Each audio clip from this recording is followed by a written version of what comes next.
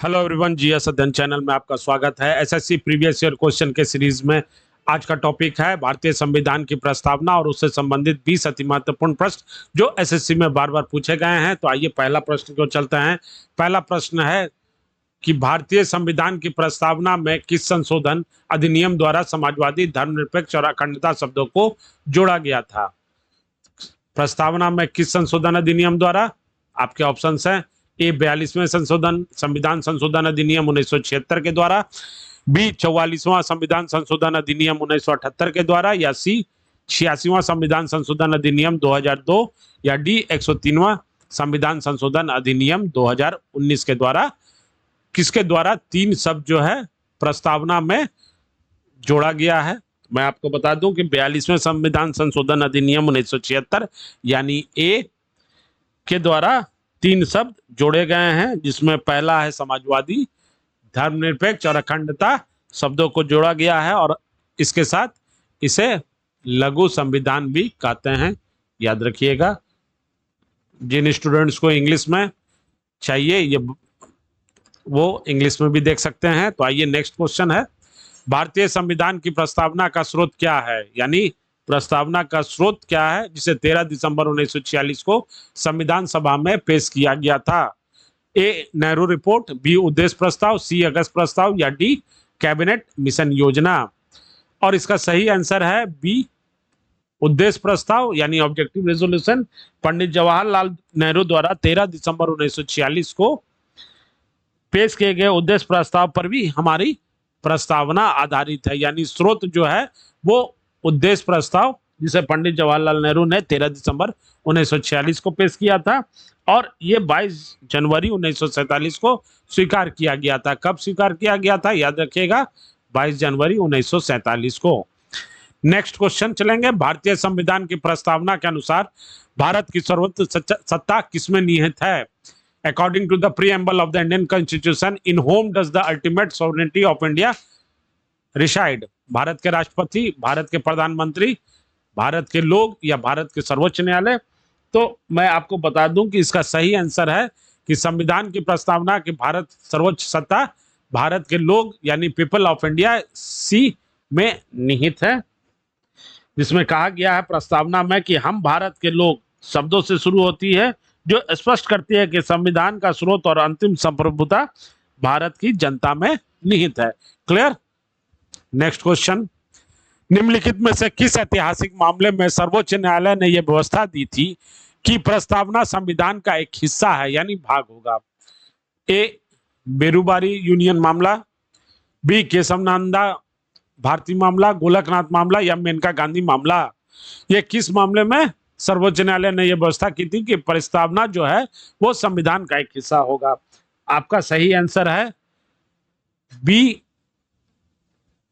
केशवानंद भारती मामला 1973। मैं आपको बता दूं कि 1973 के केशवानंद भारती मामले में सर्वोच्च न्यायालय ने अपने पूर्व फैसले, जो बेरूबारी था, जिसने बेरूबारी 1960 में यह फैसला दिया गया, उसको पलटते हुए यह व्यवस्था दी थी कि प्रस्तावना संविधान का भाग होगा।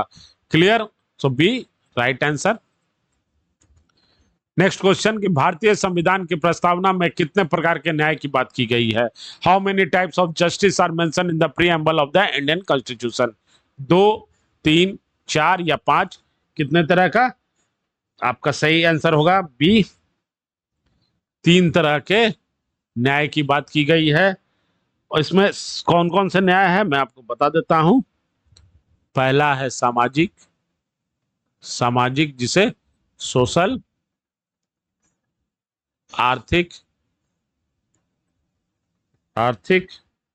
यानी इकोनॉमिक,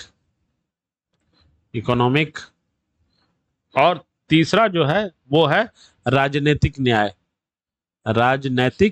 ये 3 न्याय का मामला है। कितने प्रकार के प्रस्तावना में न्याय की बात की गई है? तो 3, राजनीतिक यानी political justice. Clear? Political justice. Next question, so B is the right answer. Next question, भारतीय संविधान के प्रस्तावना में कितने प्रकार की स्वतंत्रता का उल्लेख किया गया है? How many types of liberty are mention in the preamble of the Indian constitution? देखिए, सभी जो प्रश्न है वो एसएससी में पूछे गए हैं, इसलिए बहुत ही ध्यान से देखेंगे। ए 3, 4, 5, 6, तो प्रस्तावना में कितने प्रकार की स्वतंत्रता की बात की गई है? इसका सही आंसर है सी, 5 प्रकार के स्वतंत्रता की बात की गई है। इसमें मैं आपको बता दूं कि विचार, अभिव्यक्ति, विश्वास, धर्म और उपासना के सब स्वतंत्रता है। 5 तरह का स्वतंत्रता फिर मैं आपको बता देता हूं कि एक विचार की स्वतंत्रता, जो विचार अपने रख सकते हैं। दूसरा अभिव्यक्ति की आजादी, जिसे बोलते हैं अभिव्यक्ति की आजादी, क्लियर। तीसरा विश्वास, धर्म और उपासना मतलब आप पूजा, उपासना, ये 5 तरह का 5 प्रकार की स्वतंत्रता का उल्लेख प्रस्तावना में किया गया है, यानी thought, expression, belief, faith and worship. Next, भारतीय संविधान की प्रस्तावना में वर्णित समता, स्वतंत्रता और बंधुत्व के आदर्श किस क्रांति से प्रेरित हैं? The ideals of liberty, equality and fraternity in the preamble of the Indian constitution are inspired by which revolution? A रूसी क्रांति, बी फ्रांसीसी क्रांति, सी अमेरिकी क्रांति या डी चीनी क्रांति?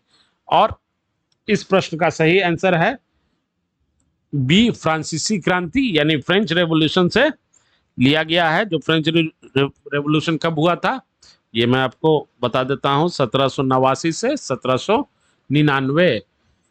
इसी से वर्णित समता, स्वतंत्रता और बंधुत्व के आदर्श इसी क्रांति से लिए गए हैं। नेक्स्ट क्वेश्चन, भारतीय संविधान की प्रस्तावना को संविधान द्वारा सभा द्वारा किस तिथि को अंगीकृत, अधिनियम और आत्मकृत किया गया है?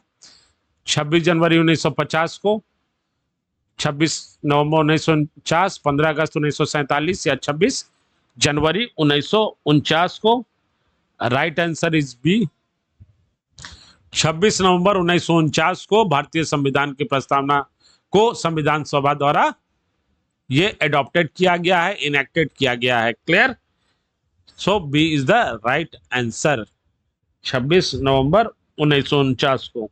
नेक्स्ट क्वेश्चन, निम्नलिखित में से किसने प्रस्तावना को भारतीय संविधान का परिचय पत्र, किसको प्रस्तावना को भारतीय संविधान का परिचय पत्र यानी identity card of the constitution कहा था? Who among the following called the preamble as the identity card of the constitution?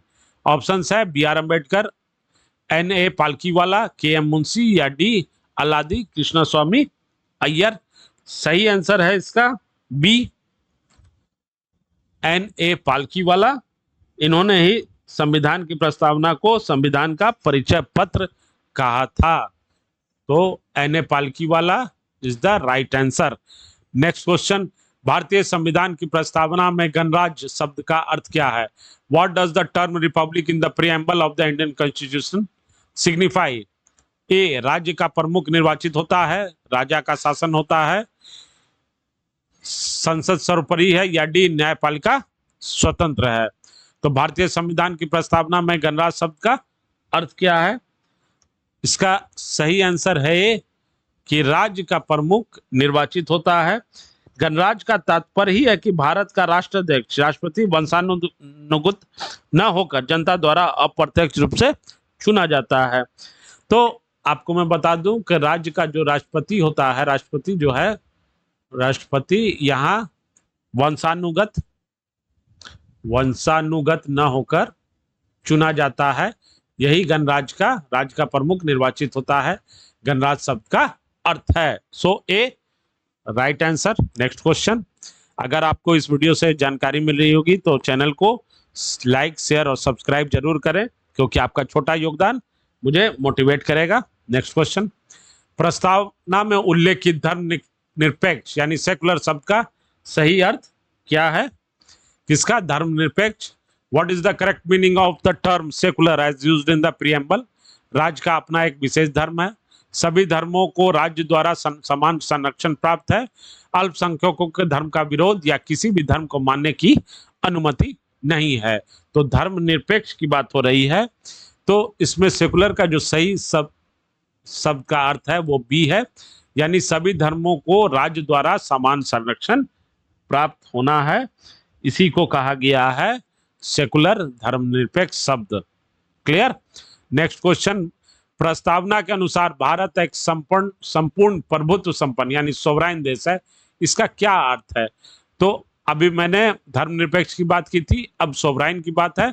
तो भारत किसी अन्य देश पर निर्भर है, भारत के आंतरिक और बाहरी मामलों में कोई बाहरी शक्ति हस्तक्षेप नहीं कर सकता है, ए और बी दोनों, या भारत यूएनओ के अधीन है। इसमें एक भारत संपूर्ण प्रभुत्व संपन्न देश का है, इसका अर्थ जो है वो मैं आपको बता देता हूं कि इसका आंसर है ए और बी दोनों, यानी भारत किसी अन्य देश पर निर्भर नहीं है और भारत के आंतरिक और बाहरी मामले में कोई बाहरी शक्ति हस्तक्षेप नहीं कर सकती है। मतलब इंटरनल और एक्सटर्नल मैटर में कोई भी देश इंटरफेयर नहीं कर सकता है, और India is not dependent on any other nation, that is called sovereign. Clear? So C is the right answer.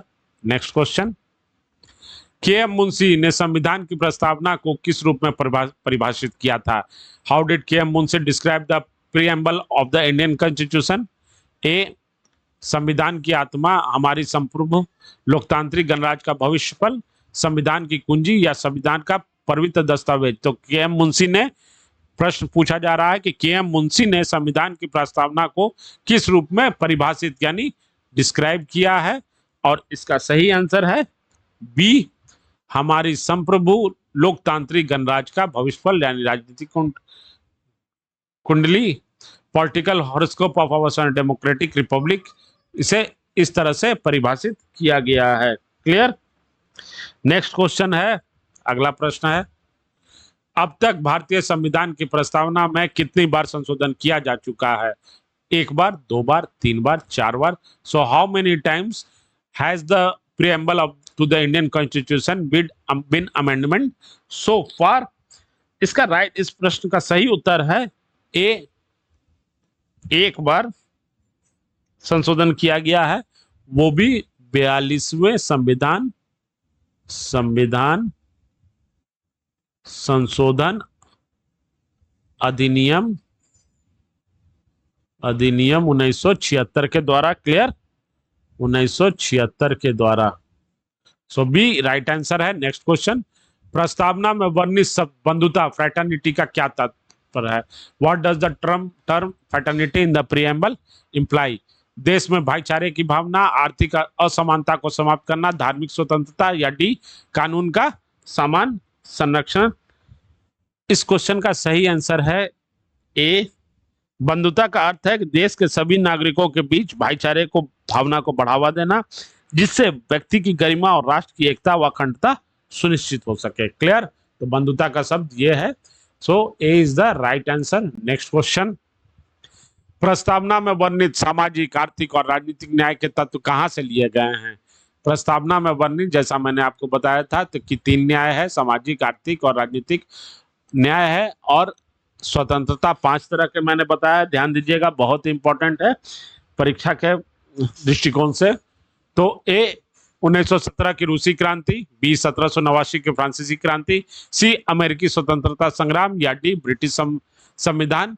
तो ये तत्व कहां से लिए गए हैं? इस प्रश्न का सही आंसर है ए, 1917 की रूसी क्रांति से ये तीनों चीज ली गए हैं। क्लियर? अब नेक्स्ट क्वेश्चन की ओर चलते हैं। नेक्स्ट क्वेश्चन है कि निम्नलिखित में से किसने प्रस्तावना को संविधान की आत्मा कहा था? Who among the following refer to the preamble as the soul of the constitution? A, Pandit Thakur Das Bhargava, doctor B R Ambedkar, C Jawaharlal Nehru, या D sir Alladi Krishnaswami? और सही आंसर है इसका ए, पंडित ठाकुर दास भार्गव ने ही संविधान प्रस्तावना को संविधान की आत्मा कहा था। So A is the right answer.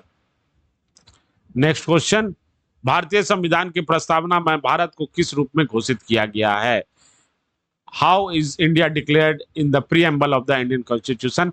एक प्रभुत्व संपन्न प्रजातांत्रिक गणराज्य, एक समाज सत्तावादी प्रजातांत्रिक गणराज्य, एक संपूर्ण प्रभुत्व संपन्न समाजवादी पंथ निरपेक्ष लोकतांत्रिक गणराज्य, या डी एक गणराज्य सिर्फ? सो प्रस्तावना में भारत को किस रूप से किया गया है? तो इसका सही आंसर है सी, एक संपूर्ण प्रभुत्व संपन्न समाजवादी पंथ निरपेक्ष और तंत्रात्मक गणराज्य, a sovereign socialist secular democratic republic is the right answer. Next question, question number 19, भारतीय संविधान में प्रस्तावना की भाषा किस देश के संविधान से ली गई है?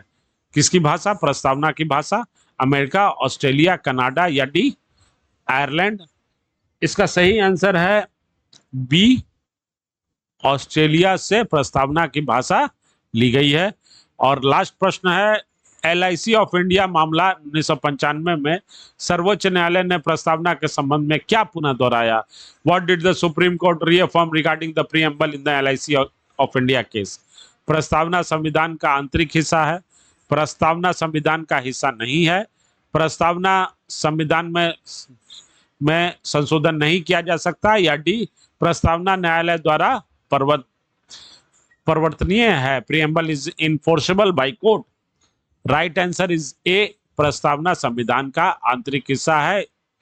LIC ऑफ इंडिया मामले में सर्वोच्च न्यायालय ने ये संबंध में पुनः दोहराया है। So A is the right answer. दोस्तों, अगर आपको वीडियो पसंद पड़ा होगा तो लाइक शेयर सब्सक्राइब जरूर करेंगे। अगर किसी स्टूडेंट्स को अगर इंग्लिश में ही सिर्फ देखना है तो वो मुझे मैसेज जरूर करें, वो मुझे बताएं कि आपको सिर्फ इंग्लिश में चाहिए या सिर्फ हिंदी में चाहिए, और मैसेज के माध्यम से आप जिस भी एग्जाम का PYQ पढ़ना चाहते हैं मुझे आप मैसेज कर सकते हैं। धन्यवाद। और ये सीरीज में मैं नेक्स्ट पॉलिटी का प्रश्न लेके आऊंगा कल, तो बने रहिएगा। धन्यवाद।